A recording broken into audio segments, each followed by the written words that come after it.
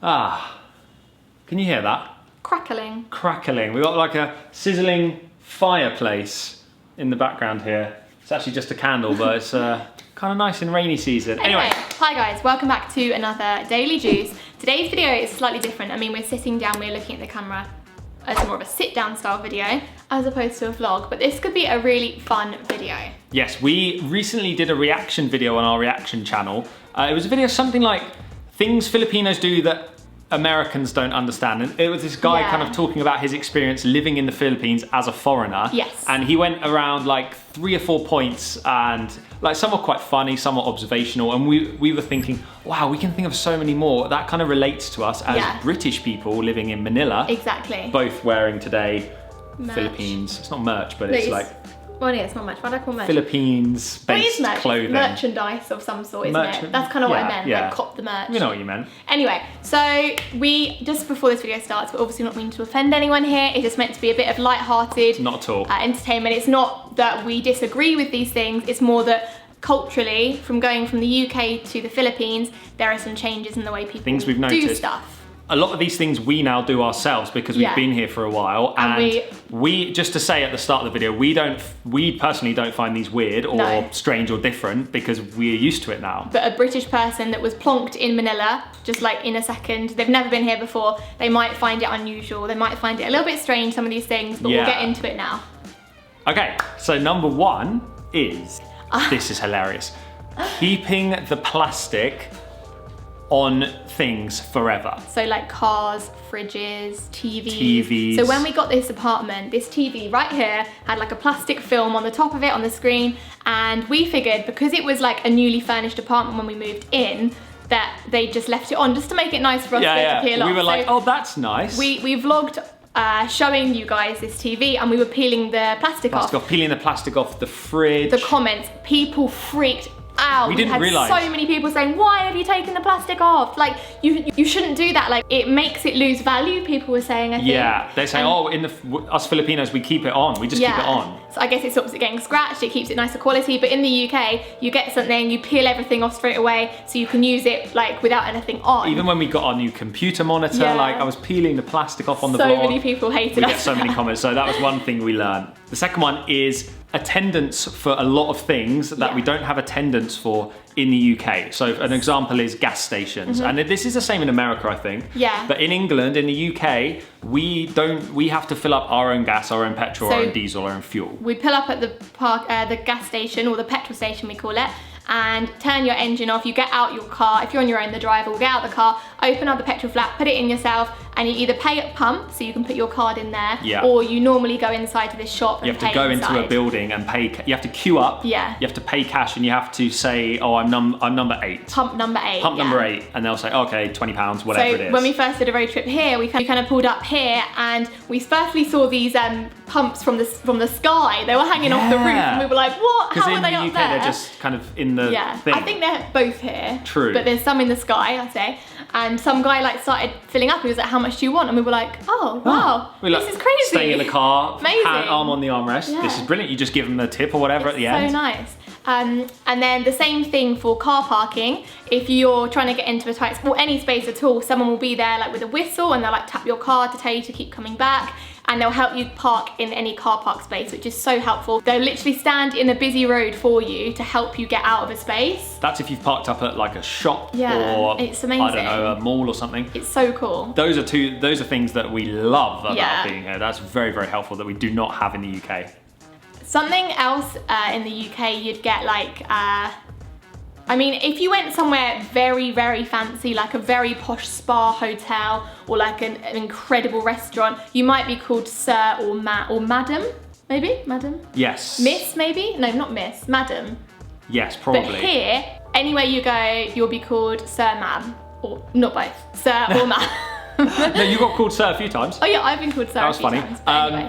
Super polite. Yeah. So nice of people to call us sir and ma'am. It makes you feel quite special, but I guess it's very normal here. Yeah. But if you got called that in the UK, it'd be like, ooh. Yeah, people fancy. I don't think people are as, I wouldn't say they're less polite, but You're less formal. You just don't get called that in the UK. Okay, this one I love because Filipinos are incredibly family focused and they love their friends and they're very sociable. FaceTiming in public. All the time. All the time. Everyone. Airports, restaurants, like... Constantly. It's so funny, like, it's great. It's so nice to see. And I always find myself being nosy and like peering over people and seeing who they're FaceTiming. Yeah. In the UK, people will maybe take calls in public, but not as much. Most people are like texting or whatever. People kind of, if someone calls someone, often I feel like people might, I mean, we're being very generic and we're putting people into bubbles, I guess, here a little bit. Obviously, it doesn't count for everyone, but I feel like in the UK, people are more inclined to text each other than make phone calls, let alone FaceTime. Or like take a call in private or something. Yeah. But it's so nice here. In airports, if you're waiting for a flight or something, you will see a row of people with one headphone in on FaceTime. Walking down the street, if you're just going out, I don't know, for a coffee or something, around our area, we see it all the time. People walking along the street, just FaceTiming. In Robinson's supermarket the other day, I was waiting to pay. There was someone in front of me. They were paying for their shopping. They were on FaceTime. Someone was packing their bag and like scanning their items, and they were just on FaceTime. I love that. They didn't stop the conversation the whole time. They were getting on with their day whilst on the phone to like their mum or something. Funny observation because we don't really see that in the UK. People do FaceTime, but normally like in their homes and stuff. One thing that is very normal for us now because we've been here a long time, but for someone in the UK who's never been to the Philippines or Asia in general, because they're more common in Asia, there's different versions of them, riding a tricycle. Yes. And riding a tricycle everywhere when you're in, I don't know, like a province or when you're outside of a city or on an island, because that often we've been to places where a tricycle is really the only means of transport. So basically anywhere when we're not in BGC, we'll often use tricycles traveling. They're inexpensive. And very convenient. You just get in, there's so many of them, there's always one available. You just get in, you say where you want to go. Yeah, in the UK, hand over the cash. I mean, if you're in London, you can like call a taxi down or something because they're everywhere. But in our town where we live in the UK in Worthing, you might see the occasional taxi go past, but you often have to book it. You have to make a phone call to book someone to come at a certain time. And you often have to give hours and hours notice if it's like a Friday night or something. We also in the UK have taxi ranks, which is... They have that here. Do they? Yeah, they do have taxi ranks. Airports. Yeah, but we have them like in the town centre. I've never seen them in the... Oh, there's actually one near Market. But basically we're a long line of taxis. Well, you know what taxi rank is, don't explain it. But we don't have any equivalent where you can just so quickly get to somewhere. That's what I'm saying. Like other than Uber. We might be in the middle of nowhere. Like we went somewhere in Cebu and we went to this like restaurant and it was very quiet around the area. And in the UK, if you were in that equivalent, you'd think, oh, I need to call a taxi to come and get me. But here you just find a tricycle because there will be one somewhere and you'll then get to your hotel or whatever from that. Super convenient. I've got a couple here that are kind of similar to do with restaurant etiquette, I suppose. So in the UK, when you're asking for a bill, if you kind of get someone's attention, you'd go like this. Can I get a bill, please? You like mouth it. And I think that comes from when you used to have to sign. Like checks. Yeah, when you have to sign for a bill or something. Yeah, so we go, get the bill, please. It's very British. But here, the equivalent is this, like check, and you say get the check. Yeah, I've never seen a receipt that is that way. True, you do it. You could do it that way. And also on top of that, getting people's, like a waiter or a waitress's attention in a restaurant here, you kind of shoot your hand up and I'm too tall. If I pull this, you go like that, like excuse me, and you kind of get their attention. I can't really show you because the camera's not wide enough, but in the UK, I guess that might be seen as rude. Not rude, maybe a bit rude. Maybe a bit, yeah. A bit like, excuse me, like, I don't know, in the in the UK, we don't really use our hands, do we? I don't know, we don't. No, maybe we wouldn't maybe wave someone down. You definitely can't click at people. I think that's rude here as well. Is it? Maybe I've seen people click.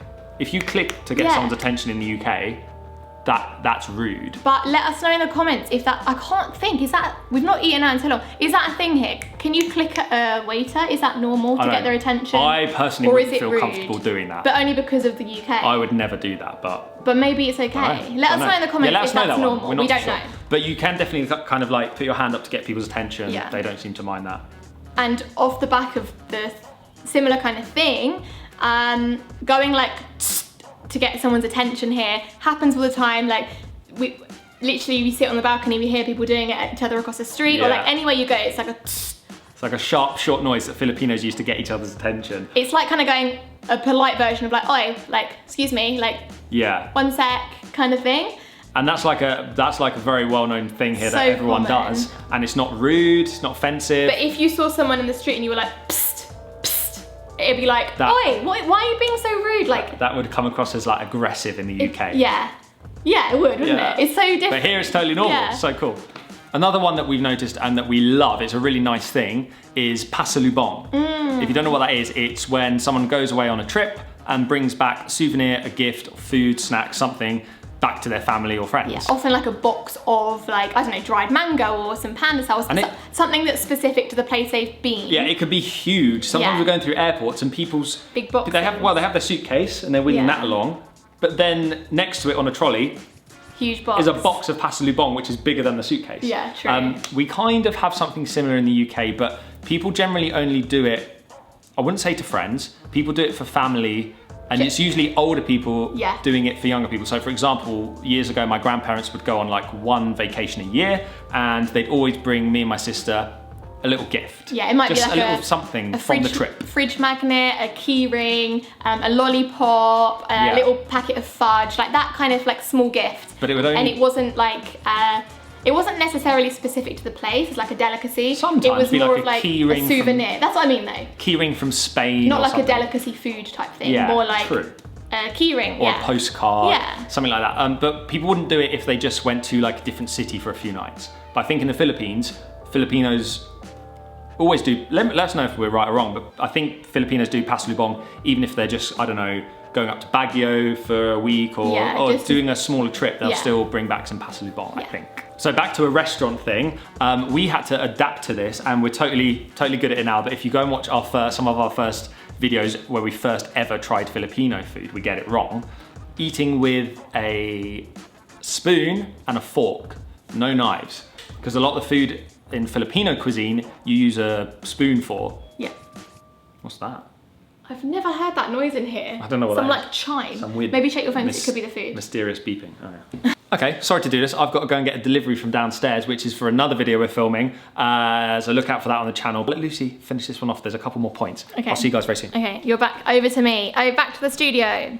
So what were we saying? Oh yeah. So yeah, in the UK we have a knife and a fork to eat most things, or we'd have like a spoon for maybe a dessert or like soup. Here, you don't normally get a knife if it's like a Filipino restaurant. So that's totally different and it makes a lot of sense. I'm probably more comfortable now eating with a spoon and a fork just because I don't know, the way that you can cut stuff open, it's great to have a spoon to like shovel rice in, because if you're eating rice in the UK with like a knife and fork, that doesn't really make sense and it's hard. So, and of course people here sometimes eat with their hands as well, which in the UK, if you're eating ribs or pizza, I'd say you'd use your hands, but generally like with rice, when people here like shovel it in like this, that wouldn't happen in the UK at all. But we love it. I feel like you can get more flavors, you can really appreciate the food. It's easier to eat like chicken, you can tear things apart, you can really get into it. And it's something that I really love about the way Filipinos do things. And the final one to end this video off is Filipino time. It's very handy for us, Filipino time. I feel like here you can, if you're late to something, it's kind of okay. People are less strict on timekeeping, I guess, and so are we. George and I generally are late to a lot of things. I don't know why, we just don't prepare with enough time. We think something takes less time than it actually does, so we'll end up being late. So the fact that that's quite a normal thing here and things can take a little bit longer than you might think, that's perfect for us and it's something that we can really get into. So that's the final thing for this video. If you've got any more that you think we've missed in the we didn't even say pointing with the lips. People here sometimes point with their lips to get something. So if it's like, oh, where is the nearest 7-Eleven and it's across the street, you'll be like this. I don't know if am I doing it right? Like that.